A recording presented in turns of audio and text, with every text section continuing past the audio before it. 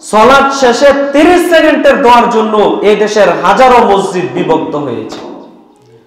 ফরজ সালাত শেষে 30 সেকেন্ডের দোয়ার জন্য এদেশের হাজারো মানুষের মাথার উপর বাড়ি পড়েছে। আপনি জানেন, আমরা তো অত বড় আলেম না, অত বড় বক্তাও না, তারপরও মোটামুটি বাংলাদেশের টুকটাক এই জেলা ওই জেলা যাওয়া আসা করি।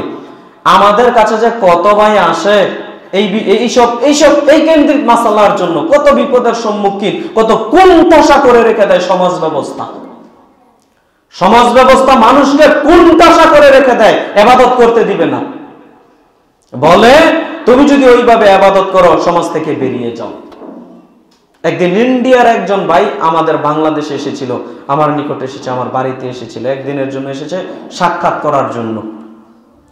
এসে বলছে, ভাই কি করি বলেন তো, আমার পিতামাতাও মেনে নেয় না, আমি বুকের উপর হাত বাঁধি সালাতে রাফুল ইয়াদাইন করি, আমার পিতামা সমাজ তো মেনে নেয় না, আমার পিতামাতাও মেনে নেয় না, বলে সমাজ থেকে বের হয়ে যেতে হবে। তা আমি রাগ করে কিছুদিনের জন্য বাংলাদেশে চলে আসলাম। আমি বললাম, এটা করিয়েন না, চলে যান যে। তা আমি বললাম, সমাজ ব্যবস্থা, সমাজে যেটা প্রচলিত আছে ওটাই রাইট, ওইটাই সঠিক, ওইটাই করতে হবে। হাদিসে না থাকলেও, কোরআনে না থাকলেও এই গোলামি তো আপনাকে জাহান্নামে নিয়ে যাবে ভাই, এই গোলামি আপনাকে জাহান্নামে নিয়ে যাবে। আপনি রাগ করিয়েন না আমার প্রতি, আমি বলে গেলাম এই গোলামি আপনাকে জাহান্নামে নিয়ে যাবে। কেন গোলামি? দিনের ব্যাপারে কেন গোলামি? দিন পালন করব, কোরআন হাদিস যেরকম আছে ওই নীতিতে, যতটুকু পারি মানব, যতটুকু পারি না ছেড়ে দেব। গোলামি করা চলবে না। সম্মানিত দ্বীনি মুসলিম ভাই বোন, আমি তো আপনাকে অনেক দিন বলেছি, জানি না কয় দিনের কথা আপনার স্মরণে আছে, এতটুকু বলে যাই, একজন হিন্দু মানুষের বৈশিষ্ট্য কি? আজকে চলে যান একজন হিন্দু ভাইকে দাওয়াত দেওয়ার জন্য, গিয়ে বলেন, আপনি হিন্দু ভাই, আপনার নিকট আমি কালেমার দাওয়াত নিয়ে উপস্থিত হয়েছি, আপনি কালেমা পড়ে মুসলিম হয়ে যান। দেখেন হিন্দু বলে কি? হিন্দু বলবে, আমি জানি ইসলাম ধর্ম সত্য, ইসলাম হক ধর্ম, এটা জানি, বিশ্বাস করি, কিন্তু কেমনে মুসলিম হই? বাপদাদা কেউ যে মেনে নিবে না, সমাজ ব্যবস্থা কেউ যে মেনে নিবে না, এটা তো হিন্দুর বৈশিষ্ট্য ভাই। খ্রিস্টানের নিকট চলে যান, যে আজকে কালেমা পড়ে মুসলিম হও, ও মেনে নিবে, ইসলাম সত্য ধর্ম মেনে নিবে, কিন্তু ইসলাম ধর্ম মেনে নিবে না। আমি কেমনে কালেমা পড়ে মুসলিম হই?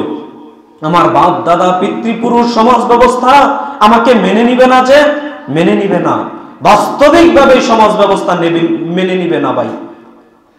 তার মানে এই বৈশিষ্ট্য, এই গোলামি, এই নোংরা চরিত্রের অধিকারী ইহুদি খ্রিস্টান, এটা খারাপ স্বভাব ভাই, এটা নোংরা স্বভাব, এটা জঘন্য স্বভাব। এই স্বভাব কি করে আপনার মাঝে চলে আসে আপনি বলেন তো? এই নীতি কি করে আপনার কাছে চলে আসে আপনি বলেন? এইটা বিদআত, আমি মুসলিম, কি করে বিদআতের সাথে আপোষ করব? এইটা শিরিক, আমি মুসলিম, কি করে এই শিরিকের সাথে আপোষ করব বলেন? গতিনীতি ত্যাগ করতে হবে, গতিনীতি ইসলামী আকীদায় পোষণ করতে হবে, কোরআন হাদিসের নিকট মাথা নত করতে হবে। ইসলাম শব্দের অর্থ কি? ইসলাম শব্দের অর্থ কি? আত্মসমর্পণ করা। কি আপনি আত্মসমর্পণ করলেন বলেন? মুসলিম মানে কি? মুসলিম মানে হচ্ছে যে আত্মসমর্পণ করেছে। আপনি কি আত্মসমর্পণ করলেন বলেন? কোরআনের কথা বললে আপনার গা জ্বলে, হাদিসের কথা বললে আপনার গা জ্বলে, আপনি বলেন সমাজে আগে থেকে চালু ছিল, কেন এটা হবে? সম্মানিত জুমা সালাতের মুসল্লিবৃন্দ, নীতি পরিবর্তন করেন। কোরআন হাদিসে যেইভাবে এসেছে, ইমাম সাহেব, খতিব সাহেব দালিলিক ভাবে যেগুলো পেশ করবে, মাথা নত করে মেনে নিতে হবে, তাহলে আপনি প্রকৃত মুসলিম হতে পারবেন। সম্মানিত জুমা সালাতের মুসল্লিবৃন্দ, বলছিলাম নিয়ত আগে থেকে চলে এসেছে, এ সমস্ত নিয়ত বাদ দিতে হবে। অন্তরের সংকল্পই প্রকৃত সংকল্প। তারপরে যে পয়েন্ট বললাম, তারাবিহের সালাত 20 রাকাত আগে থেকে চালু এসেছে, এজন্য আগে থেকেই পড়বেন, ব্যাপারটা এরকম না। স্বয়ং নবী মুহাম্মদ সাল্লাল্লাহু আলাইহি সাল্লাম 8 রাকাত সালাত আদায় করতেন, ওইটাই আপনাকে আমাকে ফলো করতে হবে।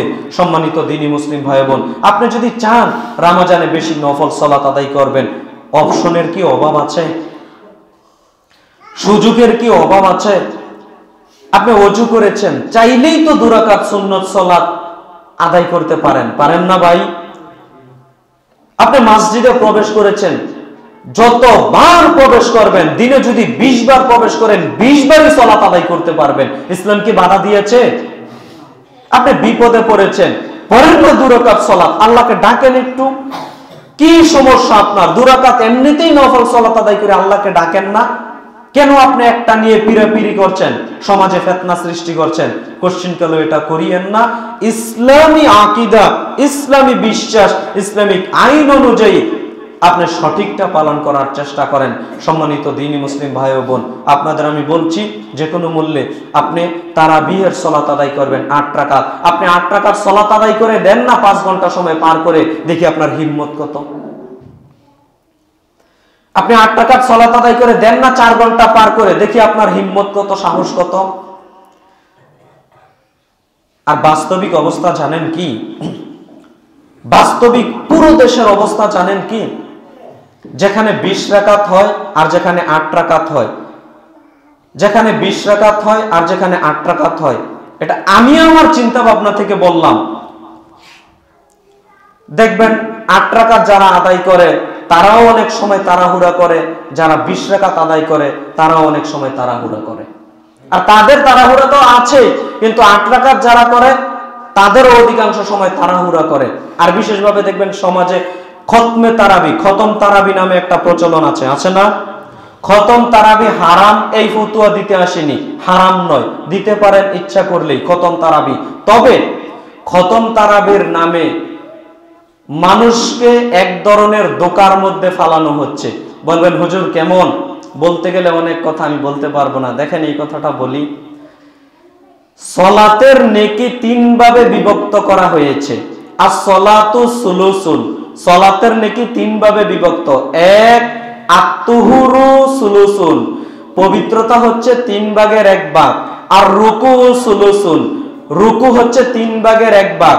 আর সুজুদু সুলুসুন, সিজদা হচ্ছে 3 ভাগের 1 ভাগ। কথা কি বুঝাতে পারলাম? আপনার যদি পবিত্রতা না থাকে সালাত হবে না। আপনার যদি রুকু ঠিক মতো না হয় সালাত হবে না। আপনার যদি সিজদা না হয় ঠিক মতো সালাত হবে না। যেখানে খতম তারাবি হয়, আমি বলে গেলাম, আপনি বিশ্বাস করেন, আপনি যাচাই বাছাই করিয়েন, আমার কথা 100% মিলাতে পারবেন। খতম তারাবি যেখানে হয়, 1 পারা একেবারে শেষ করে দিচ্ছে, 1 পৃষ্ঠা শেষ করে দিচ্ছে, 10 মিনিট সময় অতিবাহিত করে ফেলছে, সুন্দর করে তারাবিহের কেরাত করতে করতে করতে করতে রুকুতে গেছে। বিশ্বাস করেন 5 সেকেন্ডের বেশি, 10 সেকেন্ডের বেশি, 30 সেকেন্ডের বেশি রুকু করে না। কথা কি বুঝাতে পারলাম? 10 মিনিট ধরে কেরাত করছে, 10 মিনিট ধরে সূরা ফাতিহার পরে কেরাত পাঠ করছে। তাড়াহুড়া করে করুক আর ধীরস্থির ভাবে করুক, করছে, কিন্তু যখনই রুকুতে গেছে 10 সেকেন্ডে রুকু শেষ। যখনই সিজদাতে গেছে 10 সেকেন্ডে সিজদা শেষ। এর নাম সালাত নয়, এর নাম সালাত নয়। সালাতের নেকি পেতে হলে রুকু এবং সিজদা সবচেয়ে বেশি সময় অতিবাহিত করতে হবে। সালাতে যদি পূর্ণ নেকি পেতে চান, রুকু এবং সিজদাতে সবচেয়ে বেশি সময় অতিবাহিত করার চেষ্টা করবেন। কেমন করে রুকু সিজদা, সিজদাতে অতিবাহিত করবেন সময়? নবী সাল্লাল্লাহু আলাইহি সাল্লাম সিজদাতে পড়ে আছেন, আপনি তো জানেন না নবী সাল্লাল্লাহু আলাইহি সাল্লামের সালাতের কোয়ালিটি কিরকম ছিল। নবী সাল্লাল্লাহু আলাইহি সাল্লাম সালাতে সিজদাতে আছেন, আম্মা আয়েশা রাদিয়াল্লাহু তাআলা আনহা তারা মনে করছেন নবীজি কি মারা গেলেন নাকি, তিনি চিমটি কেটে দেখছেন নবী সাল্লাল্লাহু আলাইহি সাল্লাম মারা গেছেন কিনা। আপনি বুঝেন সিজদা কাকে বলে? কত দীর্ঘ সময় নিয়ে সিজদা তিনি করতেন, কত দীর্ঘ সময় নিয়ে রুকু তিনি করতেন। আর আপনি শুনলে আশ্চর্য হবেন, রুকু এবং সিজদা, রুকু এবং সিজদা এটাতে যত বেশি সময় আপনি অতিবাহিত করবেন তত আপনার গুনাহ বেশি মাফ হতে থাকে। সুবহানাল্লাহ। নবী মুহাম্মদ সাল্লাল্লাহু আলাইহি ওয়াসাল্লাম তিনি বলেছেন, যখন বান্দা রুকু করে, যখন বান্দা সিজদা করে, যখন বান্দা রুকু করে, যখন বান্দা সেজদা করে, তখন আল্লাহ সুবহানাহু ওয়া তাআলা তার যত পাপ আছে, তার যত গুনাহ আছে, সমস্ত গুনাহকে আল্লাহ তাআলা গাড়ের উপর, মাথার উপর চাপিয়ে দেন। যতক্ষণ বান্দা রুকু করে, যতক্ষণ বান্দা সেজদা করে, ততক্ষণ শুধু তার কাছ থেকে গুনাহগুলো জোরে পড়তেই থাকে, পড়তেই থাকে। নবী মুহাম্মদ সাল্লাল্লাহু আলাইহি সাল্লাম কখনো এরকম হাদিসে তিনি বলেননি যতক্ষণ বান্দা কেরাত পড়ে ততক্ষণ শুধু আল্লাহ তার গাড়ের উপর, মাথার উপর পাপগুলোকে চাপিয়ে দেন, যতক্ষণ কেরাত পড়ে ততক্ষণ পাপগুলো জ্বলতে থাকে, এমন হাদিস নেই। নবী সাল্লাল্লাহু আলাইহি সাল্লাম বলেন রুকু এবং সেজদাতে যতক্ষণ মানুষ অতিবাহিত করে তার কাছ থেকে পাপগুলো শুধু জ্বলতেই থাকে, জ্বলতেই থাকে। আল্লাহু আকবার। অতএব সম্মানিত জুমা সালাতের মুসল্লিবৃন্দ, আমি আপনাদের সামনে যে কথাটা বললাম, রুকু এবং সেজদা, রুকু এবং সেজদা দীর্ঘ করার চেষ্টা করবেন। বাড়িতে আদায় করেন আর মসজিদে আদায় করেন, আপনি রুকু এবং সেজদা দীর্ঘ সময় নিয়ে আদায়ের চেষ্টা করবেন। কমপক্ষে ভাই একটু সময় অতিবাহিত করার চেষ্টা করবেন। কথা বুঝাতে পারলাম? ওই মোরগ ঠুকর দেওয়ার মতো আদায় করলে এই সালাত আল্লাহর দরবারে কবুল হবে না। সম্মানিত দ্বীনি মুসলিম ভাই বোন, অল্প সময়ের মধ্যে যে কথাগুলো বললাম, আল্লাহ সুবহানাহু ওয়া তাআলা আপনাদের আমাদের সবাইকে উক্ত কথাগুলোর প্রতি আমল করার তৌফিক দান করুক। সবাই বলি আল্লাহুম্মা আমিন। আল্লাহুম্মা সাল্লি আলাইহি, আল্লাহুম্মা বারিক আলাইহি।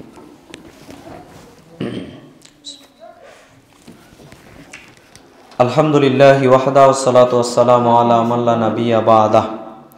আলহামদুলিল্লাহ, আমাদের একজন ভাইজান 500 টাকা মসজিদে দান করেছে। আল্লাহ তুমি তার দানকে কবুল করো। সবাই বলি আল্লাহুম্মা আমিন। এরপরে শহীদুল্লাহ ভাই মসজিদে 1000 টাকা দান করেছে এবং পিতামাতার জন্য দোয়া চেয়েছেন। আমরা দোয়া করি আল্লাহ তাআলা তার দানকে কবুল করুক। সবাই বলি আল্লাহুম্মা আমিন। আল্লাহ তুমি তার পিতামাতাকে, আঙ্কেল, চাচা চাচিকে তুমি আল্লাহ নেক হায়াত দান করো। সবাই বলি আল্লাহুম্মা আমিন। আমরা সম্মানিত জুমা সালাতের মুসল্লিবৃন্দ, অল্প সময়ের মধ্যে কি বলবো, সিয়ামের তাৎপর্য আলোচনা ইনশাল্লাহ আপনারা শুনবেন ধারাবাহিকভাবে আপনাদের ইমাম সাহেবের কাছ থেকে। তবে কথার মধ্যে কথা চলে আসে, যেই কথাগুলো বলবো ওই কথাগুলোই বলতে পারিনি। এতটুকু বলবো, রমজান মাসকে আপনি মূল্যায়নের চেষ্টা করবেন। সার সংক্ষেপ দুই একটা কথা বলে খুতবা শেষ করে দিচ্ছি। রমজান মাসকে আপনারা মূল্যায়নের চেষ্টা করবেন। ইবাদত বান্দিগি বেশি থেকে বেশি পরিমাণে করার চেষ্টা করবেন। কি কি ইবাদত বান্দিগি করবেন? যেমন রমজান মাসে আপনি অনেক ইবাদত বান্দিগি করতে পারেন। রমজান মাসে আপনি যতই ইবাদত করেন না কেন, প্রথমত তো আপনি রমজানের সিয়াম পালন করবেন। এটা আপনাকে পালন করতেই হবে। কেন? সিয়াম কে ফরজ করে দিয়েছেন? আল্লাহ। অবশ্যই থাকতে হবে, বাধ্যতামূলক। তাকওয়া অর্জন হয়, অনেক ফজিলত আছে। আপনি না থাকলে অনেক শাস্তির কথাও আছে। থাকতেই হবে যে কোনো মূল্যে। আল্লাহর দয়ার মাস হচ্ছে এই রহমতের মাস। যদি আল্লাহর মাগফিরাত, ক্ষমা, নাজাত সবকিছু নিতে চান, এই রমজান মাসে ইবাদত বেশি থেকে বেশি পরিমাণে করার চেষ্টা করবেন। রমজান মাসে রমজানের সিয়াম পালন করবেন। 2, ফরজ সালাত যেরকম আদায় করেন রমজানে আরো গুরুত্ব বাড়িয়ে দিবেন। কথা বুঝাতে পারলাম? অনেক সময় আমরা 5 ওয়াক্ত সালাত আদায় করি কিন্তু সঠিক সময়ে আদায় করি না, হয় না এরকম? কিন্তু রমজান মাসে চেষ্টা করবেন সঠিক সময়ে জামাতে এসে সালাত আদায়ের জন্য। কথা বুঝাতে পারলাম? জামাতে সালাত আদায়ের অনেক ফজিলত আছে। আপনি বাড়িতে একাকী সালাত আদায় করলে 1 গুণ নেকি পাবেন, আর এই সালাতটাই আপনি জামাতে এসে আদায় করলে 27 গুণ বেশি নেকি পেয়ে যাবেন। যোহরের সালাত 4 রাকাত বাড়িতে আদায় করবেন, 1 গুণ নেকি। কথার কথা 1 কোটি নেকি পাবেন। আমি উদাহরণ দিয়ে বলছি, 1 কোটি নেকি পাবেন। এই জোহরের সালাতটাই আপনি মসজিদে জামাতে এসে আদায় করবেন, 27 কোটি নেকি পেয়ে যাচ্ছে। অতএব প্রত্যেকটা সালাত, ফরজ সালাতগুলো আপনি জামাতে এসে আদায়ের চেষ্টা করবেন। আল্লাহ সুবহানাহু ওয়া তাআলা আপনাদের আমাদের কবুল করুক। আল্লাহুম্মা আমিন। সিয়াম, সালাত, এরপরে সবচেয়ে বেশি যে আমলটা করবেন রমজান মাসে সেটা হলো কোরআন তেলাওয়াত। কি করবেন? কোরআন তেলাওয়াত। একেবারে এখন থেকে নিয়ত করে নেন, এখন থেকে নিয়ত করে নেন। যারা গত রমজানে 1 বার কোরআন খতম দিয়েছেন, এই রমজানে 2 বার দিতে হবে ইনশাআল্লাহ। মা বোনদের বলবো, মা বোনেরা মাশাআল্লাহ ইবাদত বান্দিগিতে পুরুষদের থেকে আমার দৃষ্টিতে অনেক আগিয়ে। কথা বুঝাতে পারলাম? মা বোনদের বলবো, আপনারা গত রমজানে যদি একবার খতম দিয়ে থাকেন, আজকে নিয়ত করে নেন, যেহেতু রমজান এখনো শুরু হয়নি, একদিন আছে, অতএব এখন নিয়ত করে নেন ইনশাআল্লাহ এই রমজানে কমপক্ষে 2 বার খতম দিব। পারবো না ইনশাআল্লাহ? চেষ্টা করলে পারবো, সময় বের করে নিতে হবে। আর যারা একবারও দিতে পারেনি, কমপক্ষে একবার হলেও কোরআন মাজিদ যে কোনো মূল্যে খতম দেব ইনশাআল্লাহ। আল্লাহ সবাইকে সেই তৌফিক দান করুক, আল্লাহুম্মা আমিন। এখানে আরেকটা কথা অ্যাড করে দেই, সেটা হচ্ছে অনেক মানুষ ভুল করে, অনেক মানুষ পড়তে পারে না, আটকে যায়, তার জন্য কোরআন পড়ে না। এমনটা করবেন না। ভুল হতে পারে, আটকে যেতে পারেন, তারপরেও কোরআন পড়েন, কোরআনের সাথে সম্পর্ক রাখেন, চেষ্টা করেন একটু শুদ্ধ করার জন্য। কথা বুঝাতে পারলাম? কিন্তু আপনি না পড়লে আরো বড় গুনাহগার হবেন, আপনি না তেলাওয়াত করলে আরো বেশি গুনাহগার হবেন। এই রমজানে কোরআন মাজিদটা হাতে ধরেন, আজকে বাড়ি থেকে কোরআন মাজিদটা সুন্দর করে আলমারি থেকে নামিয়ে আজ থেকে তেলাওয়াতের একটা অভ্যাস গড়ে তোলার চেষ্টা করুন। কোরআনের সাথে সম্পর্ক রাখবেন এই রমজান মাসে সবচাইতে বেশি। কথা বুঝাতে পারলাম? তাহলে সিয়াম পালন করবেন, তারপরে পাশাপাশি ফরজ সালাত, নফল সালাত, তারপরে সবচেয়ে বেশি যে আমলটা করবেন সেটা হচ্ছে কোরআন তেলাওয়াত, তারপরে দান সাদাকা বেশি থেকে বেশি পরিমাণে করবেন এই রমজান মাসে। নবী মুহাম্মদ সাল্লাল্লাহু আলাইহি সাল্লাম এই রমজান মাসে জোরে বায়ু বাতাসের চেয়ে বেশি নবী মুহাম্মদ সাল্লাল্লাহু আলাইহি সাল্লাম এই রমজান মাসে বেশি বেশি দান করতেন। অতএব রমজানে বেশি থেকে বেশি পরিমাণে দান সাদাকা করার চেষ্টা করবেন। আল্লাহ কবুল করুক, সবাই বলি আল্লাহুম্মা আমিন। বিশেষভাবে কদরের রাত্রিগুলোতে বেশি দান করবেন। কদরের রাত্রিতে কেউ দান করে না, ঠিক আছে? কদরের রাতগুলোতে, শেষ রমজানের কদরের রাতগুলোতে বেশি দান করবেন। কি হবে? বেনিফিট কি, ফায়দা কি? 1 টাকা দান করলে, ওই যে কোরআন মাজিদের আয়াতে আল্লাহ বলেছেন না যে এই রাত হচ্ছে 83 বছর 4 মাস থেকে শ্রেষ্ঠ, 1000 মাসের চেয়ে শ্রেষ্ঠ। কদরের রাত্রিতে 1 টাকা দান করবেন, 83 বছর 4 মাস প্রতিদিন 1 টাকা করে দান করলে যত নেকি হয়, কদরের রাত্রিতে 1 টাকা দান করলে আল্লাহ তত নেকি দিয়ে দিবেন। অতএব কদরের 5 রাত্রিতে বড় একটা বেনিফিট রেখে দিবেন মসজিদ, মাদ্রাসা, এতিমখানা, ফকির মিসকিনকে দান করার জন্য। কথা বুঝাতে পারলাম? আল্লাহ সুবহানাহু ওয়া তাআলা তৌফিক দান করুক, আল্লাহুম্মা আমিন। সম্মানিত দ্বীনি মুসলিম ভাই বোন, তারপরে যারা ইতিকাফে বসতে পারেন ইতিকাফে বসবেন। এরপরে কদরের শেষ রাত্রিগুলো জাগ্রত থাকবেন। অনেক নফল ইবাদত বান্দিগিগুলো আছে, তাসবিহ তাহলিল জিকির আজকার, ওইগুলো করার চেষ্টা করবেন। আল্লাহ সুবহানাহু ওয়া তাআলা আপনাদের আমাদের সবাইকে রমজান মাসে বেশি থেকে বেশি পরিমাণে ইবাদত বান্দিগি করার তৌফিক দান করুক, সবাই বলি আল্লাহুম্মা আমিন। আল্লাহ তুমি বড় দয়াবান, তুমি বড় রহমান, তুমি দয়া করে আমাদের ভুল ত্রুটিগুলো তুমি মাফ করো, সবাই বলি আল্লাহুম্মা আমিন। আল্লাহ আমরা গুনাহগার বান্দা, আমাদের পাপ আছে, আমাদের গুনাহ আছে, তুমি মাফ করো আল্লাহ। তুমি যদি মাফ না করো আমাদের কে মাফ করতে পারে আল্লাহ? তুমি আল্লাহ এই রমজান কেন্দ্রিক আমাদের জীবনের সমস্ত গুনাহগুলোকে তুমি আল্লাহ মাফ করে দাও, সবাই বলি আল্লাহুম্মা আমিন। আল্লাহ এই মসজিদের যারা দায়িত্বশীল, যারা সমাজের মানুষ, সবার জন্যই প্রাণ খুলে দোয়া করি আল্লাহ সুবহানাহু ওয়া তাআলা সবাইকে দিনের জন্য কবুল করে নিক, সবাই বলি আল্লাহুম্মা আমিন। এই সমাজের যারা মসজিদ নির্মাণ করেছেন, যারা মসজিদে বিভিন্নভাবে সম্পদ দিয়ে, অর্থ দিয়ে, শ্রম দিয়ে, মেধা দিয়ে যে যেইভাবে সহযোগিতা করে যাচ্ছেন, সবার জন্যই প্রাণ খুলে দোয়া করি। যারা মারা গেছে আল্লাহ তুমি সকলের কবরের শাস্তিগুলোকে মাফ করো, সবাই বলি আল্লাহুম্মা আমিন। আল্লাহ যারা বেঁচে আছে আল্লাহ তুমি সবাইকে নেক হায়াত দান করো, সবাই বলি আল্লাহুম্মা আমিন। আল্লাহ আমরা প্রত্যেকটা মানুষ যেন পবিত্র কোরআন ও সহিহ হাদিস মোতাবেক জীবন পরিচালনা করতে পারি, আল্লাহ তুমি আমাদের সেই তৌফিক দান করো, আল্লাহুম্মা আমিন। সুবহানাকাল্লাহুম্মা বিহামদিক, আশহাদু আল্লা ইলাহা ইল্লা আনতা, আস্তাগফিরুকা ওয়া আতুবু ইলাইক। আসসালামু আলাইকুম ওয়া রাহমাতুল্লাহ। কাতার সোজা করে দাঁড়াই।